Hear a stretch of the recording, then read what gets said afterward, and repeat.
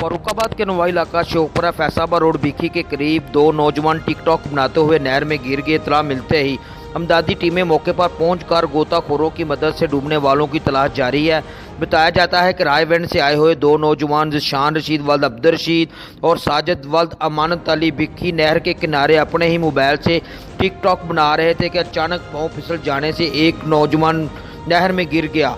दूसरा नौजवान अपने दोस्त को बचाते हुए डूब गया। रेस्क्यू की इमदादी गोताखोर टीम ने जिशान रशीद की लाश को तलाश करके नहर से बाहर निकाल लिया, जबकि दूसरे नौजवान साजिद की लाश की तलाश जारी है। Rescue district officer engineer Rana Ijaz Ahmed ने तलाशशुदा लाश को डिस्ट्रिक्ट हेड क्वार्टर अस्पताल शोकपुरा मुंतकिल कर दिया। कैमरा टीम के साथ राणा मोहम्मद अदरीस, तहकीक न्यूज़, फरुखाबाद।